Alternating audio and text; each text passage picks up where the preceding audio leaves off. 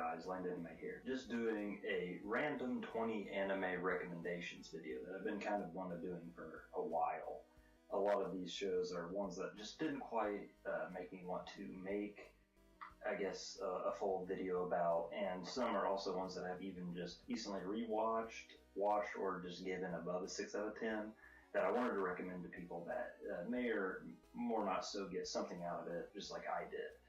And with this video, there is really no particular order. I was going to do initially some genres, just to kind of say, like, this one's slice of life, or mecha, or romance, or comedy, but we're all just kind of throwing them together just for the fun of the video, so I really do hope you guys enjoy. Also, a side note, a lot of the ones that you're seeing the footage of now are ones that didn't quite make the cut, ones that either were just too popular or enough people talk about. They're just the ones that were in my honorable mentions on my little scratch-off notes that didn't quite make the cut. So if you see those here in the opening of this video, the footage of a show that you know, and want to know my thoughts, you can always comment or message me on Twitter or whatever you guys need to do. Another note, most of these I tried to make sure that they're easy to find, fully subtitled. I am fluent in Japanese, but it's been over 2 years since I brushed up on it, being able to read a lot of it, so some of you are decent in the dialects of Japanese. I can always give you a guidebook or like send you the torrents if it's not fully subtitled, but I've made sure a majority of these are just set to watch. And if they, some of them aren't on this particular list, like I said, it's random, always leave a comment or send me an email and I can kind of give you a guidebook to what they're saying, or if you don't understand and really want to watch the show, I can do that for you, because some of these are old and not fan-subbed. So with that out of the way, let's kick this off. I'm going to start up with a personally special one. Kyousougiga.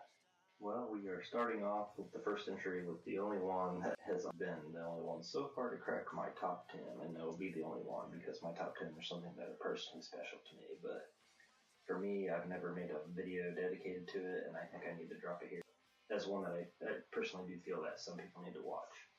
Kyousougiga is a story about a family obligated by space and time itself falling apart and finding their way back to each other.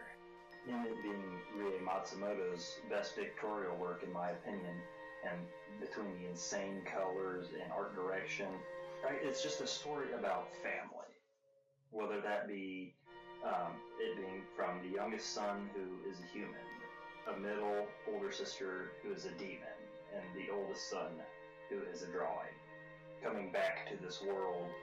Altogether, it just, from start to finish, is about family. If there was anything I could tell you is, it did take me 3 watches before it became a permanent figure in my top 10. And Kyousougiga has some sci-fi elements that some people honestly might get a kick out of. So definitely check this one out. Kemurikusa. Same as Kimono Friends fame of the time, obviously by style and look, Studio Yaoyorozu was kind of back here with this absolutely random show I had seen.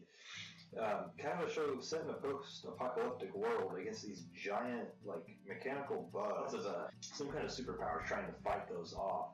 With our main boy who becomes an asset, this entire family of these little kind of like I don't even know if you want to say creatures fighting against those bugs, but he is kind of isekai'd into it, even though I wouldn't really consider it an isekai.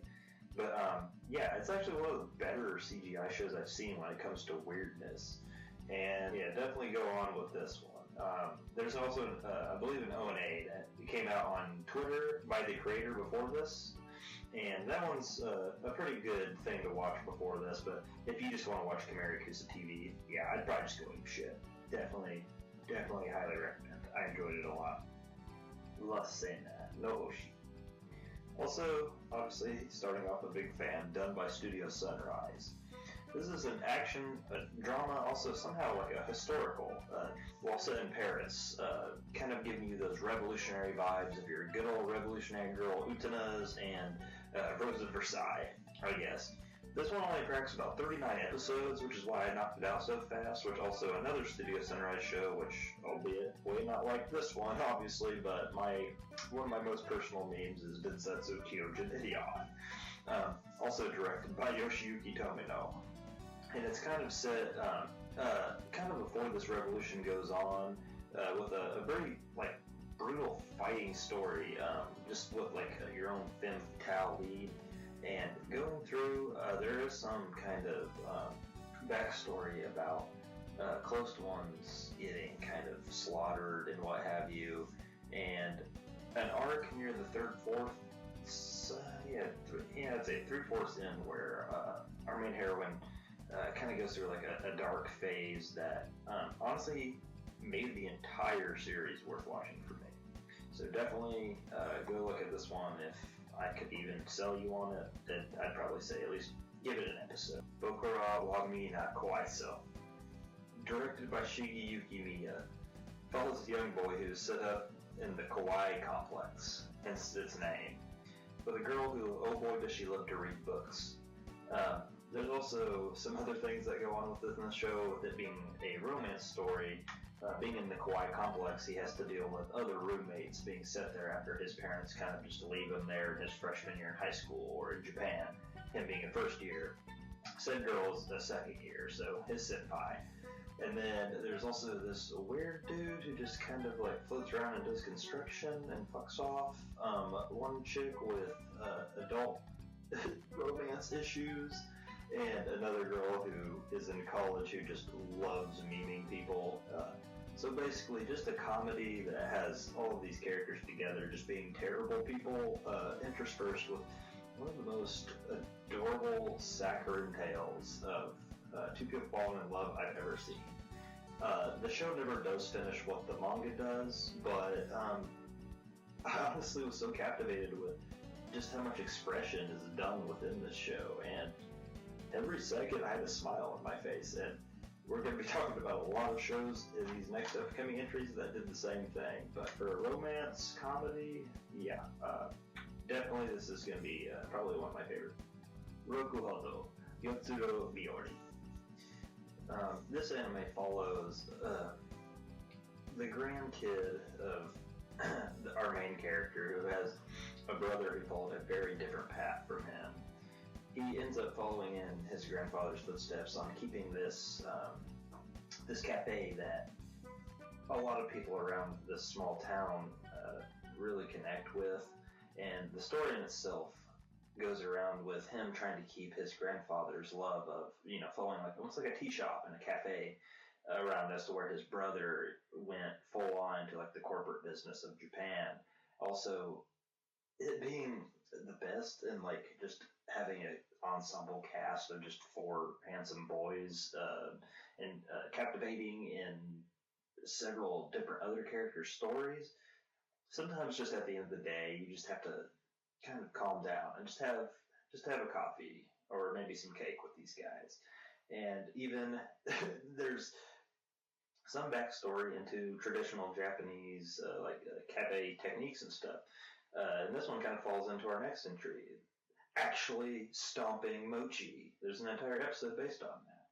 Without spoiling too much, it's just your basic slice of life yashike that happens to have some bakery goods and what have you. So I'm just gonna kind of cut that one off here and go into one that I actually think I might have liked even more.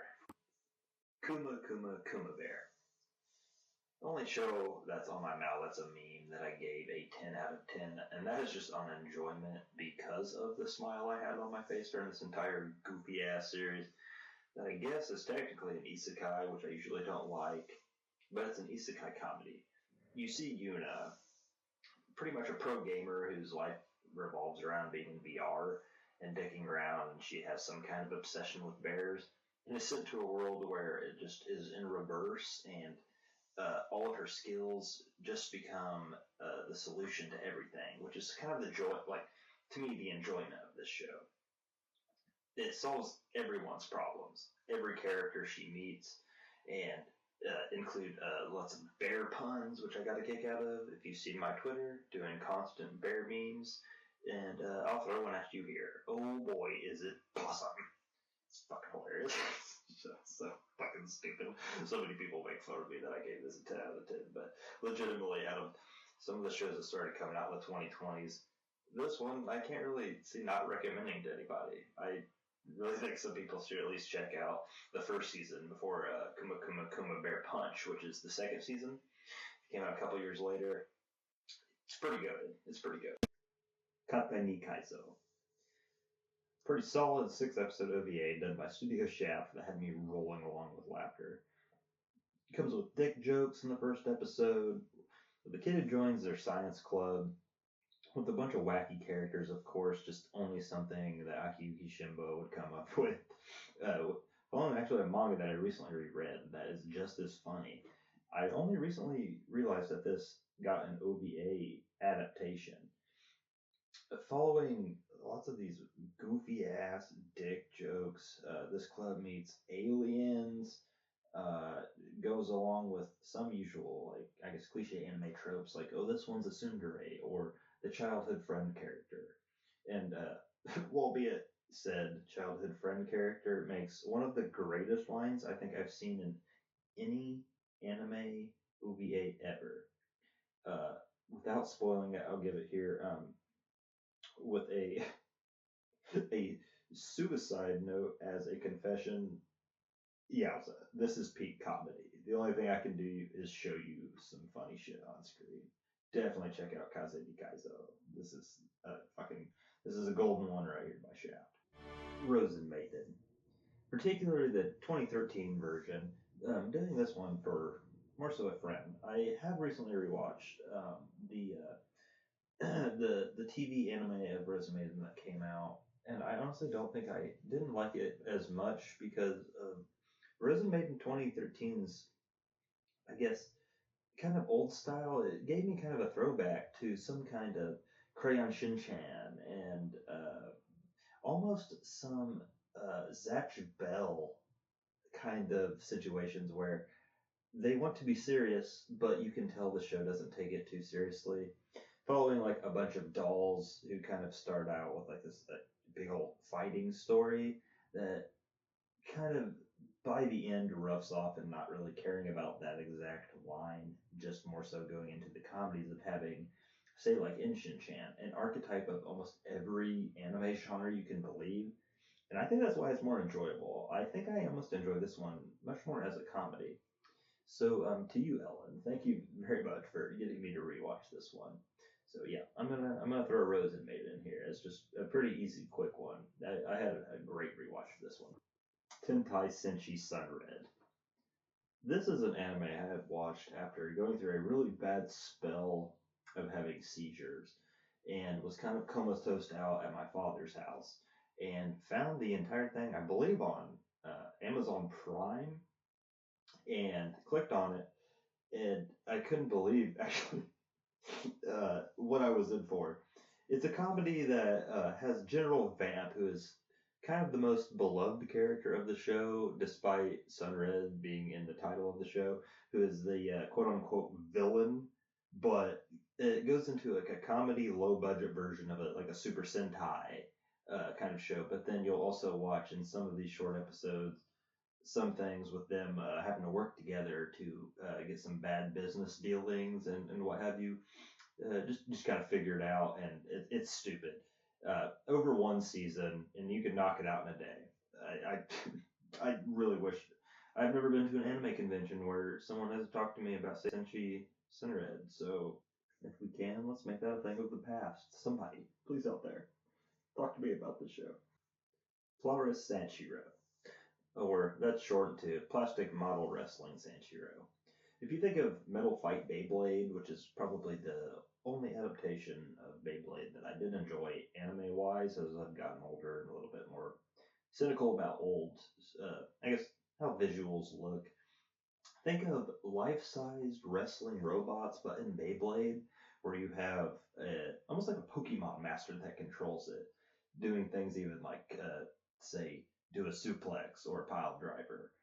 There's also some special moves thrown in there. It's a very old anime that I did believe somebody back when I was in high school who fan dubbed a lot of Japanese shows gave me, I think, like the first 8 episodes of, and I think at least up to half of the show is now maybe partially badly subbed, but you can at least watch the first half just fine, probably through torrent. So this is another one. If you guys have any issues, just give me a comment or shoot me a message, and I can help you out. But I watched this entire series all the way through probably twice, and if there's anything else I can do to sell you on it, there is tournament arcs constantly for some fucking reason, and that's old shows, I guess, for you.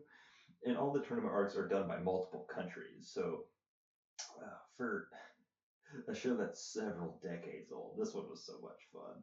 Plawres Sanshiro is kind of like a long-standing I'm not gonna say personal favorite, but just kind of like a personal meme for me. And obviously, no one's ever been able to talk to me about it because no one's seen it. So definitely check out Plawres Sanshiro. Phantom, Requiem for the Phantom. Yeah, I would say probably not the best titled anime I had seen. Also, the more I watch Studio B Train, knowing that lots of their works look in the animation department and also art and background like absolute dog shit. Requiem kind of, I think this show taught me that a lot of their shows give so much charm and heart into it that I started to enjoy lots of their works more. And also having a brother who is fully like, as if I'm an otaku, he is a gamer, and him getting me into the Hitman franchise. I'm sure you, if you guys know this show, have seen that recommended and maybe compared to this a lot. Um, it follows two characters, a guy and a girl. The guy he gets kind of brainwashed to go out on these missions into this like universe that's kind of known as the Inferno, and they are like super big killers. And he has I don't even know if you want to say like a sensei that teaches him the good ways, because this is a long show. If I give you much more than just those details, it would be kind of spoiling it. But it's basically them trying to discover who they were again and make sure that they could come back to uh, their old life and get out of this brainwash stuff, because they can understand that killing is wrong. But all of those missions until that happens is fucking awesome, with one of the most baffling, and not baffling in a bad way, insane endings I have ever seen. I'm going to cut myself off right here because I do not want to spoil it, but um, Phantom is definitely an anime for some of you gamers out there who like your stealth spy shit. This is pretty wicked. Heike Monogatari. Alas, yes, here we are at the other Kyoto animation, also another one and the last one on this list, directed by Naoko Yamada. I'm sorry, I'm going to try to get too emotional on this one. I studied lots of Japanese let's say history with my tutor Hikaru, and Heike Monogatari was one of the recommendations that it's hard to give to people. I guess based on just how hard it is to follow if you don't know the history. But it's a history that is kind of on a dual side of how Japan wants to tell you, and that's why I find this anime so beautifully that like it just nails it in such a short amount of time, because you follow Biwa, who is supposed to be you in the story directly, because it's supposed to be you witnessing what happened in 12th century Japan, and it's a historical retelling of Japan. Let me put it this way: Japan has a very strong realization that sometimes defeatism can be a good thing. So in this story, there is no good or bad guy. In the Kamigura era of Japan, there is also the Heike that fought the Minamoto family. So in some history, one is better than the others. And in Biwa, our main character, just kind of being a like side character to imagine this, and just telling everyone that freedom and anarchy are just wrong. All of you fighting just to have, say, one emperor marry another and just fight alongside each other or kill them if not is just wrong. All fighting is wrong. I'm not doing this any justice. because I'm kind of trying to rush through this because otherwise I'm going to get a little too spoily, but Heike Monogatari is a ride that I'm going to carry it with me for a long, long time. And if some of you watch it, re-listen to the ED, and I can't wait to hear after your watch what you tell me about how you feel about those Gion Shoujo bells. Okay, oh boy, on to a much popular note. Great teacher Onizuka. Great teacher Onizuka, I do think, almost like Bash the Stampede in Trigun has been almost forgotten, and until Trigun's new adaptation came out, therefore I think in limbo here for like the last 10 years. These shows were kind of like an equal on just having this like badass character, but for me more so, I think Great Teacher Onizuka kind of registered more to me because I didn't know until recently rewatching that there was a prequel called Young GTO or Great Teacher Onizuka that shows him as this is your Kurabara from Yu Yu Hakusho, your run up, coming up kid. It's a classic like '90s punk Japanese kid, whooping ass, trying to get fucking pussy, all that shit. But then Great Teacher Onizuka, not only with its stellar soundtrack and everything, I think it's meant a lot to a lot of uh, a lot of anime fans and kind of what it teaches within its long runtime. I took a lot of things away from the show, and its comedy is a little unfounded, but I can't believe how many life lessons this show can teach you between your 20s, your 30s, your 40s. Just saying, fuck you. I like anime. Like, watch this. Just this show will speak for itself. There's nothing I can do to give Great Teacher Onizuka justice. Definitely at least needs to crack at least my top 30. And I know that sounds crazy, but you're also talking to a guy who has seen at least one episode of over 1,700 shows. So if that doesn't say anything, I don't know what will. Hi, Akko Desu. Probably one of the most long-running and also oldest series on my list. I believe over 160 episodes. This is a kind of a family drama slash slice of life following Akko, and it's just kind of her battling her chores with her family, also her loved ones, and also her children.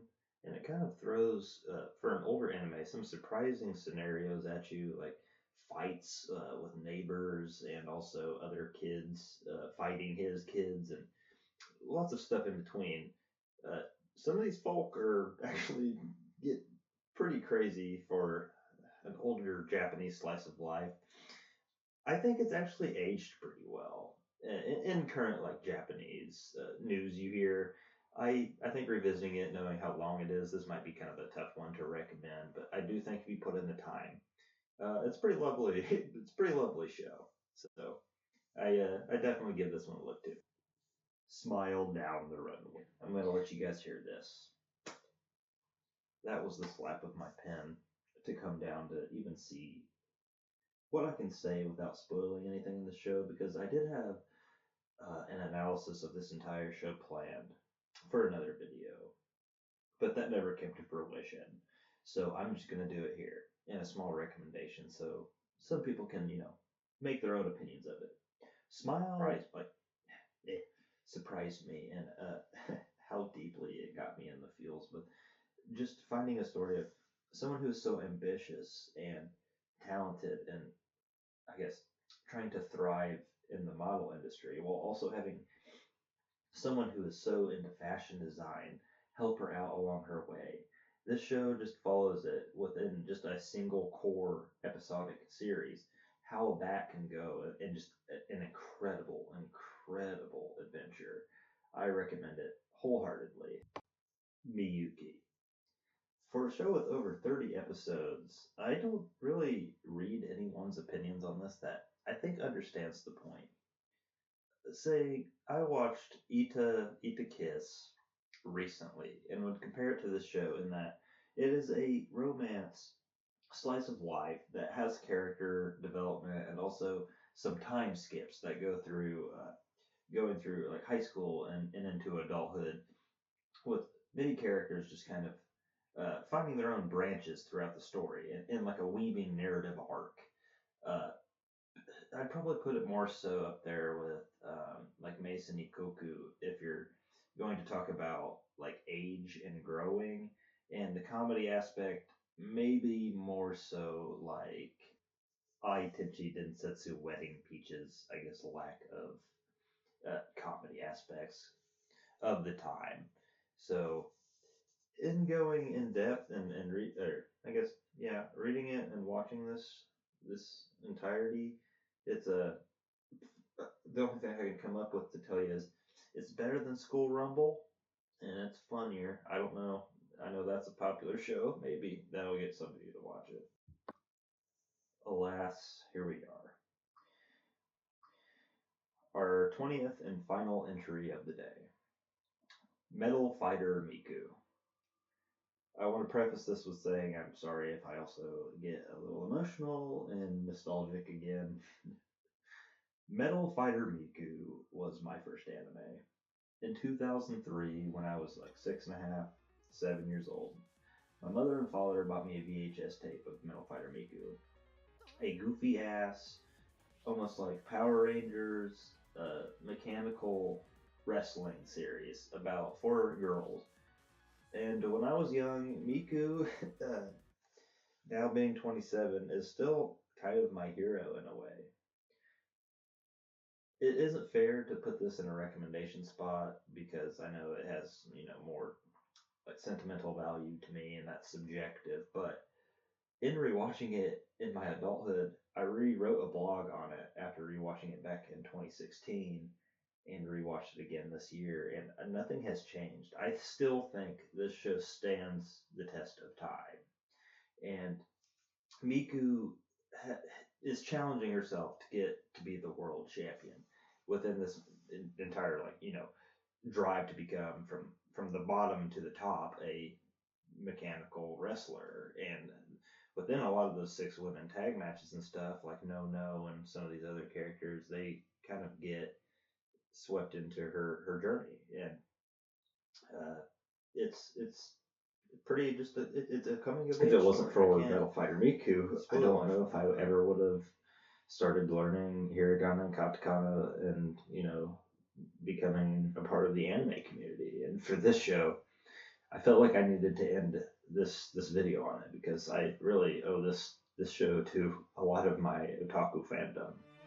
So that VHS tape is always going to hold a very, very special place in my heart, and so will Miku. And that's a wrap. So with this video being up and down, some of these were more rushed than others, and I'm sorry for that. This was 20 random anime recommendations from your boy Landonime.